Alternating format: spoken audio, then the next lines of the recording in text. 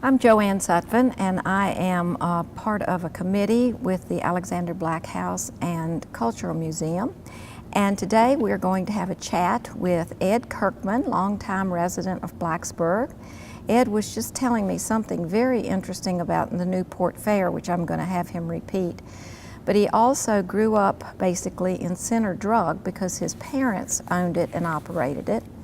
And then as an adult, Ed has been the manager at Hefner Hardware. So we're going to explore all of those different avenues of Ed's life as we talk this afternoon. So first, Ed, tell me about the Newport Fair. I thought that was really interesting. Well, this weekend. Which is the date of August 10th? 10th, yeah. The Newport Agricultural Fair is held in Newport, Virginia, and it's the longest running agricultural fair in the state of Virginia. And what was so it's a gathering of friends, a lot of the organizations there. This is their major fundraiser. So you can eat and listen to some fine music. There's some games and competition. It's just a nice summertime thing to do on Friday, Saturday night. I think that's important to make a note of all of that, and maybe some people from here will go, even if it's not this year. But now let's get back to you. You were born in Blacksburg, or how did you get here? Well, close enough. I was born in Radford. Right, okay. And my parents... Tell me their names. Well, Paul Kirkman is my dad, and Lucille is my mama. And they moved here back, I want to say 40s, perhaps, I may be wrong. But Blacksburg needed their third full-time pharmacist, and that was what he did for a living. So they moved here and opened Center Drug, and the first Center Drug was actually up Main Street from what I know as being Roses. It was in a Black Logan building. Black and Logan's? Okay, Black and Logan's, they were there, and then in the late 50s they moved down Main Street to the building currently is vacant, but it was next to Western Auto. And so on the opposite side of the street where they no, it was right next door. No, I mean the first drugstore. Yeah, the first drugstore was on the opposite side. So what interested me about Western Auto was it was probably, well, not probably, it was the first hardware. We sold appliances. We sold furniture. I mean, we sold everything, and this was the place to go, us and Roses back then. And I had chores to do when I left school. I'd walk to my daddy's drugstore, and there I had a few chores I had to do daily, and one was reload the empty prescription bottles. I had to stock the Similac baby food and empty trash and small tasks like that.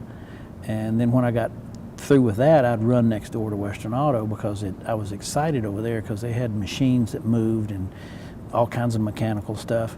So I started hanging around over there. And my daddy asked me one day, he says, "Where do you go after you get through here?" I said, "I go over to help Mr. Reed," and that was owned by Reed Harden Jr. Okay. And I said, "I do stuff for him." And Dad said, "Well, if you go over there and do stuff for him, you ought to get paid." So I went over one day and I told Mr. Harden that Daddy said I should get paid if I'm coming over here. And I was a kid of 13 at the time, I think. Yeah. And Reed looked down at the floor there, and he kicked a little rock off to the side, and he said, "I knew it was going to come to this one day." He said, "So I'll give you a job over here. It's 50 cents an hour and you can't loaf." Yeah. So that's how I sort of found my way into the hardware world from the drugstore. Okay, so let's finish with the hardware and then we'll go back to the drugstore. But so from there, then after high school, you went in? Well, after high school, I honored my military obligation to the Air Force, so I was gone for 3.5 years. I came back, fell into the same job I had before, so it doesn't sound like much like an exciting life, but I really liked what I was doing there at the hardware because it was a lot of hands-on, fix-it, people with problems, we could help them, that kind of thing. So I stayed with Reed and Western Auto until he retired and sold the business. And and there was a 4-year period there with another gentleman, and then I went to Heavener Hardware as we know it today, because David was one of my good customers at the Western Auto. He kind of saw how I did things, and then when he put together the idea of putting in a full service hardware in Blacksburg, he asked me to join him, and I did, and I've been there for over 30 years now. Well, it's interesting because last week we talked to Barbara Absher-Fligger, and she goes back a little bit further in her, what she remembers downtown than you do, and she was telling us that the lumber company was originally near Town Hall. It was behind the Blacksburg Motor Company, and two of her uncles owned it. And then it moved across to where the town library is with Charles Liskey and his son Kimball. Right. And then it went out to where it is now on Cambridge Street, lumber, hardware and lumber. So, and now we're, we're talking to another generation who's worked in that very same hardware and lumber company, just in different locations. So that's really... It is, and we also have Mr. Troy Sheeler. Troy Sheeler. That was part of the lumber company. And we employed him when when David put all this together. Okay, and then Barbara's father, I think, had worked there at one point when it was on the Cambridge Street location, Bill Absher. Well, Bill had the paint store on Progress Street. And when Bill wanted to retire, we actually absorbed that business to be part of Heavener's. At one time we had it as a standalone paint store, but then later we incorporated it into the building that we're in. Okay. What was that building before? Was there something there, or did David build that? Because some of No, it it was a combination of stuff. I remember a barber shop being in there that was owned by Neil Bradford. I think there was a veterinarian shop in there at one time, just real short term. But that building was there for a while, and then we took the building down and built our rental facility on that same property. Okay. And then across the street, the little brick building. We purchased that, or I should say David purchased it, I'm sorry. And it became, at one point it was our offices for the hardware. But now we rent that What building. was it before? It used to be a laundromat. Laundromat, sure. Okay. All right, well, let's go back now to Center Drug Store, because that's fascinating. Your father got his education where? UNC. He actually graduated with a degree to do pharmacy before the state would allow him to do so because of his age. He was 20 when he graduated, and that was in June. And so he had to work at a soda fountain up front until he became 21 a month later, and then he went to the prescription room, and one of the customers commented that looks like you can move up pretty good here from the fountain to the drugstore. And our drugstore was, we had a soda fountain, we had a grill, and we bought the Christmas cards and the Valentines and all the stock. Nowadays they're all put in there by someone else. Right. But we had control over the whole thing. Yeah. And it was good because it was a gathering place for kids after high school, because we had the jukebox and the booths. We had 5-cent and 10-cent Coca-Colas. Right. Then also the police officers could stop in for a free cup of coffee at any time they wanted. It was lower keyed, and Daddy was involved more with making prescriptions and salves and things like that. So it was a compounding drugstore, basically. Yeah, and I would watch him many times make up different salves and stuff for people. Today it just comes in a tube or bottle, and you just distribute it out. But we had some mighty good times in that store. Well, and you were telling me a story earlier about somebody coming in and couldn't pay their bill, and Yeah, we had a customer that was required to have insulin, and the gentleman just didn't have the funds to cover the cost of his insulin. And one day, one of the employees asked my father, why do we just keep giving him insulin and he never pays for it? And I remember Daddy saying, well, wait till last part of August. And then one morning, I drove him to work, and there were several bushel baskets of corn and beans, because the garden explodes, you know, in August. And he recalled, and he said, so-and-so is paying on their bill with this. Yeah. That was warm. It's nice. Well, I know that a lot of that went on in Blacksburg when we were growing up, and still probably does, but we just don't know about it as much as we did then. And your father probably didn't make a big deal of that. He didn't. No, he was, and there were probably others that he helped too. I'm sure there were. Yeah. Well, now your mother worked in the drugstore too, I think. Yeah, my mom worked several places in the town of Blacksburg. She has been a seamstress at Hieronymus, which is no longer around. She worked one time for Leggett's, which was on the South End Shopping Center. Gables. She also was the head of cafeteria for Principal Gray at one time at the high school. She worked for my father behind the counter. Behind the counter in the prescription counter. And she also worked at Corner Drug later, after our store was sold. Okay. Well, now the grill. You probably had people in the grill that had worked there for forever. Yeah. Also, another thing that my mom was involved with in our store was we had homemade pies. Yeah. And she made a few and took them down there, and it just took off. And so then we almost ended up in our house of having this pie production going, because people enjoyed the pies, and then we started getting orders for the whole pie. And so it was let's start right after dinner, and we're gonna make pies till 11 o'clock at night or something like that. I bet she made her own crust. Oh, she made every bit of it. And the apple and whatever was on hand. Apple, chocolate, lemon, chess. Yeah, that's super. All those things. Yeah. And at the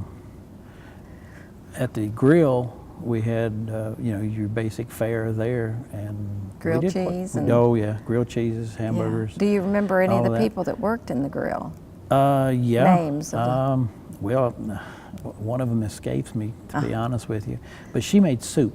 And she made some good soup, because people would line up to get the soup, and a lot of them would be the town employees, the fellas that work on the sidewalks and streets and lightings and things like that. At 12:30, it was a long line just to get a bowl of her soup. And probably it was made from some of the she stuff made that was delivered at the back door. Yeah, she made it right there on the spot. Oh, that's great. There was a full kitchen, not just a grill, because to make soup, so I'm just thinking probably some of the people that worked in the grill were residents of Blacksburg, and names we might recognize still. Yeah. I don't recall any, unfortunately. Okay, all right. Well, all of that is so very interesting, but you, when your parents started the drugstore, you were young, and because both of your parents worked there, you were raised in the drugstore. Oh yeah, I've always said I didn't know it at the time, obviously, but I am blessed to be just grown up on downtown Main Street. Yeah. And I even remember a time when the store was, at that Black and Logan location that Sis Rutledge, which was a great person, she would babysit for me, so I'd stay out of trouble at the drugstore until it was time to go home for dinner. Yeah, Sis, and all right, now tell me about her, because there's a Rutledge Street in Blacksburg. Yeah, that's her. It's I'm sure that's from her name. She was just a sweet woman that was always fun to be with, and I really enjoyed spending time with her when she kept me out of getting into mischief. Yeah, but she was right there in the store with you. Oh yeah, we had a big recliner. Oh, and a little spot for we'd you. make use of it. Yeah. Did she take you out walking and exploring the town? We'd go to different places. Yeah, sure would. Have to hold her hand the whole time. Yeah. Oh, those are good memories. I'm glad that you're telling us about them. Well, let's see. Tell me other things. You were Blacksburg High School class of 1968. 68. We just recently had our 45th reunion, which was great. Okay, good. Where did you have it? One of the class members, Chuck Shorter, has a get-together on his farm. It's pulled pork and all the stuff that goes with it. And then we had a Saturday night event at Days Inn, and it was catered nice. Yeah, very nice. Good. Well, okay, let's go back to Blacksburg and go and walk. This is what Barbara and I did last week. She told me the stores or the storefronts that were on the street, the way she remembered them when she was working downtown and growing up also. So the Center Drug was basically where Sharkey's building? Yeah, Sharkey's was in that building at one time. And right now it's available for occupancy. But that's where the drugstore was. Yeah, and then before that it was known as the Little Western Theater, I believe. The theater, Little Theater. Little Theater, yeah. Okay. Little Theater where they showed westerns, basically. Right. And back in the back of the drugstore, you could still see the rail that the curtain would run across. In front and as far as I know, it's probably still there today. In front of the screen? Yeah. You mean? So the chairs were facing the back of the building. Okay, so now let's go next door to that, going towards the post office, was the Western Auto. There was Western Auto. Reed Harding. And then there was the bank, and I remember it first as being Farmers and Merchants. Right. And it's, of course, changed many times since then. And that was Mr. Martin, who was Farmers and Merchant? I don't recall. Okay. Sorry. And then you go across Jackson and the post office, which we remember, and then what was on up after that you remember? Yeah, Louise's dress shop, and then. Yeah, I remember more going the other way. Okay, well, there was Dick Hummel's. Yes, okay, Hummel's jewelry store, and then on the corner was Argerbites. Yes. Men's clothing store. Right. And then you go around the corner. It was the pool hall. Yeah. Yeah. And Greeks. The Greeks was a great place. Is a great place. And let's see, the pool hall I know was on the top floor. Was the restaurant itself? It was on the middle, as far as I know, and then the cellar was downstairs. Okay. All right, and then of course we go on up, and there's Harley's shoe shop. Yep. And we've done a chat about Harley, which is on YouTube now on the blacksburggov.net. And then remember the hobby shop, Willie Albright. Oh yeah, I actually worked in the hobby shop because Reed Hardin, who owned the Western Auto, he also owned that. So there were times when I had to go up there when the main guy went out to lunch. And so I worked there in the hobby shop as well. We sold fish, live fish, and models, and a variety of just different hobbies that people might get involved with. And there were some beads. Beads, and I think that was popular not only with town kids, but with tech students who were interested in model planes and trains and that kind of thing. Yeah, we had a nice little business there. Well, describe to me how you got into the little shop. You had to go downstairs and go across the drain that might be stopped up, and then a hard right, and a little bell would ring when you went in there. It was in a basement. So. Oh, I said Willie Albright, but it was Willie Brown. Yeah. Who ran it. Who worked there? Yeah. Yeah. Mr. Brown. Mr. Brown. He was a common fixture there for a long time. Actually, that shop was down College Avenue. Later? Earlier. Earlier. I guess where Souflaki is now. He had a corner there. Okay. And then there was Meredith's. Yeah, food. I don't know. It looked like a. It looked like a train car. Yeah, it looked almost like a train car. Yeah, a train car. Meredith's was what it was called, and it was a good. Had a counter and bar stools and good food. I think. Well, we've hopped down on. Sorry. That's fine. We've hopped down onto College Avenue, so we're down below Slovaki's now, and that used to be Water Street, Yes, Barbara talked about Water Street. And I guess it was named appropriately because Yes. it probably flooded Yes. quite often. So Yeah, because there are a lot of little springs that go under there. yeah, they actually goes on. One of the springs comes under the drugstore that my daddy had. It actually from up, where Poly Scientific is. Yeah, There's a spring there. yeah, There's another spring that's off to the right. They join and all come underneath, and then go to the duck pond. right. And under the Lyric Theater as well. Oh yeah. Yeah, yeah. They all merge at some point and then go under the under To the the drill duck pond, field yeah. to the duck pond. Yeah. Okay, so let's come back. And then after Meredith, it was basically tech. Well, no, it was the school, the playground for the school. Now College Avenue, as you probably recall, used to go all the way to the duck pond. Yes. I mean, excuse me, the drill field. Pardon the me. drill field. Used to go to the drill field, and I remember when they announced that they were going to close that. That really upset a lot of merchants because they felt that they were going to be cut off Right. from the campus. Right. And I remember several merchants going to the town and say, "We can't have that closed off." Right. Well, Yeah. it got closed off, but Right. it's still accessible by the students. Well, now when you started elementary school, did you go to school there? Yeah, right back behind there, us. where, behind the armory, kind of. Okay, off to so the it's side of the on armory. Draper, and just to explain where it is, it's on Draper. The armory is there, and then next to it is now part of Tech. Right. But there were. That's where I went to elementary school. And tell me about eating your lunch. There was a special cafeteria, as I remember. We went to the armory to eat. No, I'm lost. Yeah, we did. We actually, the armory was set up as a cafeteria, and that's where we would eat lunch. It was served there. So that was before Yeah, you got I guess there. so, because I remember that's where I used to go and have my 5th grade band class was in the armory. From as part of school. Yes, yes. Yeah, and then the large building that's on that site, That was 1st grade for me. first grade. The First, oldest, 2nd.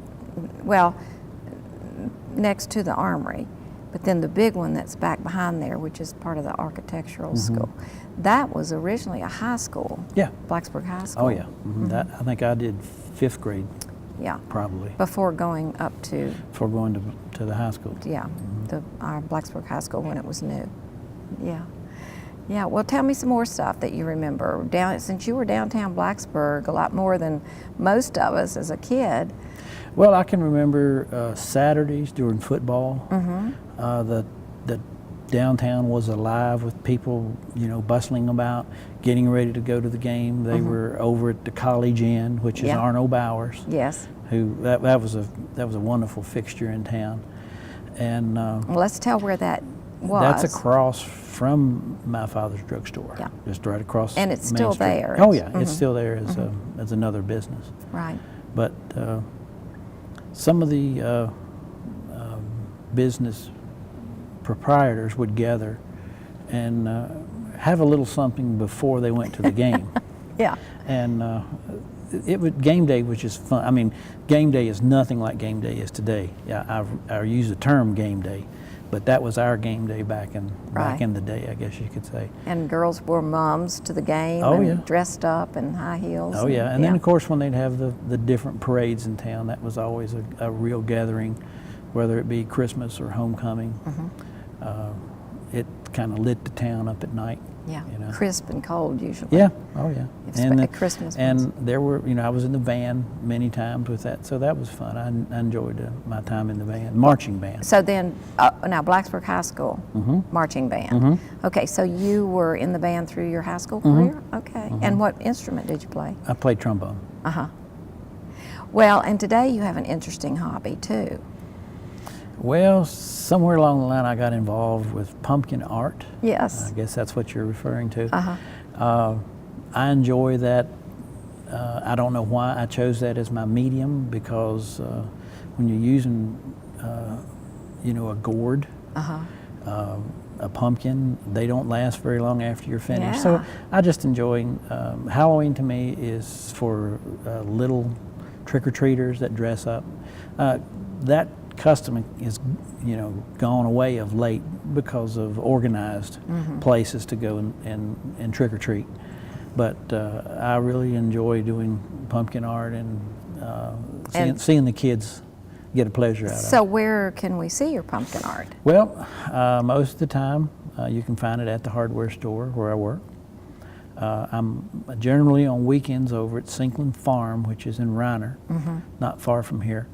And I get to carve over there on weekends. They have a pumpkin festival, which has got all kinds of things for people to do. There's barnyard animals.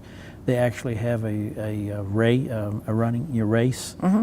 There's pumpkin chunking, which is take a pumpkin and put it on a catapult and throw it as far as you can. Right. Radford University is involved with some of their dance troops. Virginia Tech is involved. The Hokey Bird is there sometime. And you sit there and carve. I sit there and carve and get to enjoy watching and seeing everybody and having fun with my pumpkins. And I know the pumpkins all are different. They all have different faces and I try. looks to There's them. some Virginia Tech stuff that I do use over, but most of the time I like doing something I haven't done yet, just to see if I can do it. Yeah. And there's many forms of pumpkin carving. I use paint. Some people don't. There's lighting now is real easy because of all the LEDs. Light in the pumpkin. Inside the pumpkins, yeah. Yeah. That's So always that's a treat. something I enjoy doing. Yeah. I look forward to coming into Heaveners and seeing some of your pumpkins in the each year. So I'm a real fan of your pumpkin carving. Well, Ed, this has been nice. Thank you for talking to us. Now, if I've left anything out, you be sure and let me know before we quit filming, because you know a lot about downtown Blacksburg from your age perspective, and all of it. I don't want to miss anything. Well, I wouldn't have traded my raising for anything.